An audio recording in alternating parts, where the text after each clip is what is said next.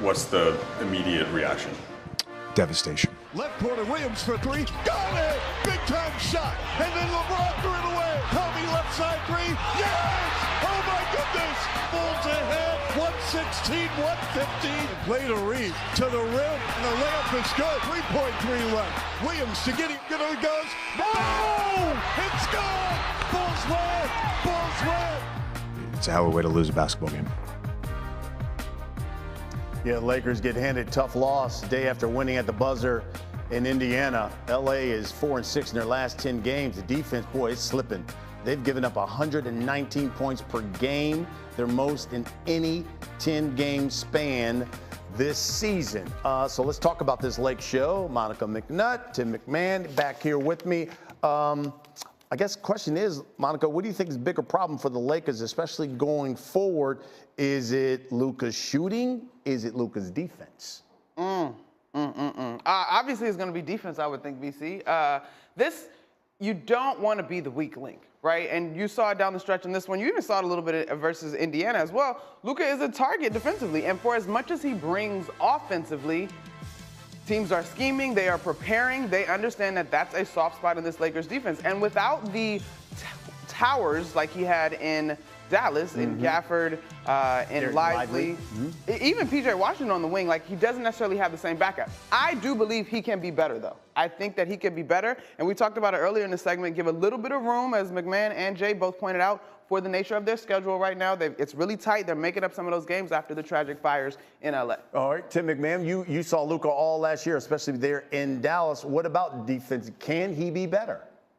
Yes, he can be better. I mean, and he has been better at times in his career. He can be a very good part of a team defense. He's a good help defender when he's locked in. He has great hands, great anticipation. The perimeter stuff is always going to be a challenge. And look, he only has a certain amount of energy. That when he's that lead-footed, he doesn't have energy. He's conserving energy. You can see it. I think we have to consider fatigue as a factor in the defense down the stretch of that game, because they were very good in the second and third quarters, and then in the mental blunders by LeBron James in those final 10 seconds. It has been a hectic stretch of schedule. I do think that caught up to them last night on the butt end of a back-to-back, and we probably should give Josh getting the Bulls just a wee bit of credit. It was an incredible performance by him, capped by one of the best shots that you'll see all season long. JWill, though, but will their defense as a whole cost the Lakers a chance to win the title? Because you can see they have been scrounging and looking for a big, and they seem like they don't have a rim protector. Yeah, I don't think it's just that. I think that, look, the Bulls shot 43% from the three-point line last night. And if anything, personnel-wise, with the way the Lakers defend, right, they play off some of the lower probability shooters from the perimeter, and then they swarm a lot. And when you have fresh legs, you can do that to a degree if everybody's locked in defensively. The problem is when you play certain schematics defensively and teams are able to shoot from the outside, that personnel does not bode well versus the Lakers. It does not. And like I said, in the fourth quarter, the Bulls made 11 of their 19 threes. If you're making shots from the outside, your probability increases drastically to beat them with the way the Lakers schematically are playing defense and the way they swarm to shooters. Jay, I'm going to take that one from you, though, because to me, exactly what you said is a reason to be concerned depending on matchups when we get to the postseason, right? Like, you talk about teams that can shoot. Obviously, the Warriors is one that people hope to see them run into. Where are they in the standings right now? 6. Lakers are 4 right now. Golden State's about 6. Yeah, so right now it will be 4 or 5. Yeah. It would be Lakers, Grizzlies, right? Now, the Grizzlies do not shoot as well as we saw the Bulls shoot last night, but you got to look out for Desmond Bane.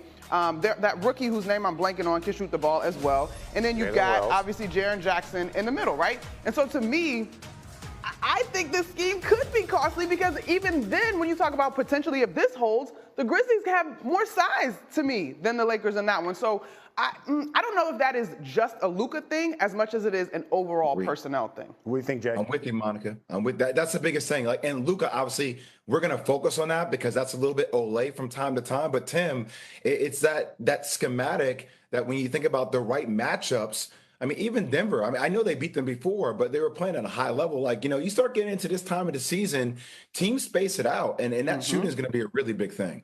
Tim McMahon, and look, give me a final thought.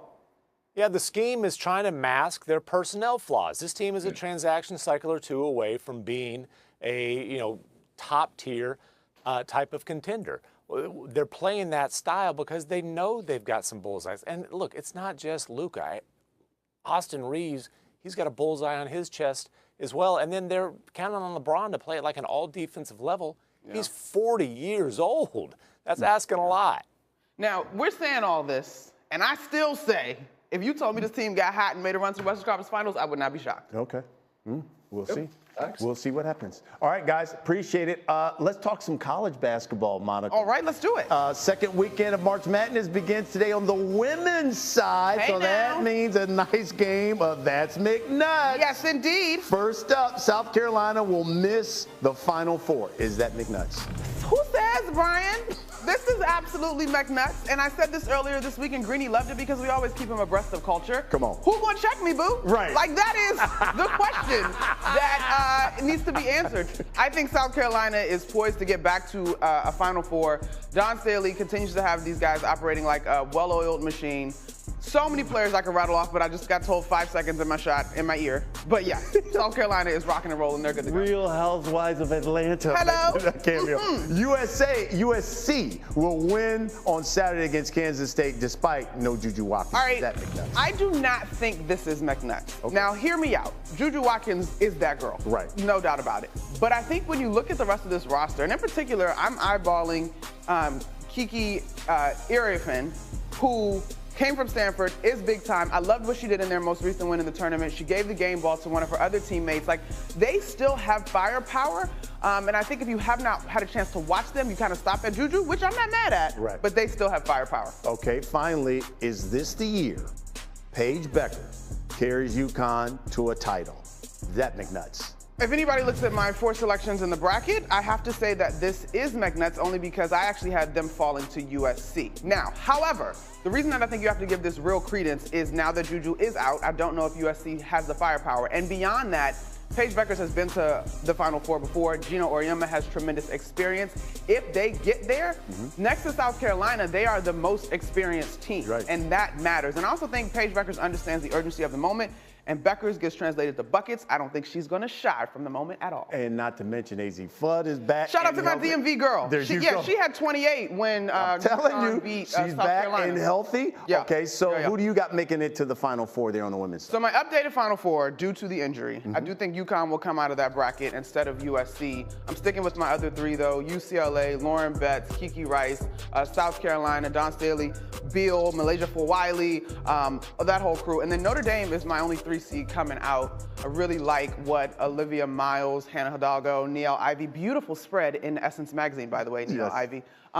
That's my Final Four. Oh, I like it. I like it. Thank you. By the way, our women's Sweet 16 matchups today here on ESPN and the app. You got Carolina, Duke, they tip off at 2:30. You got Maryland taking on that #1 seed, South Carolina. Who gonna check them, boo? And then that's followed by LSU, NC State at 7:30. Of course, Ole Miss. Ngày hôm nay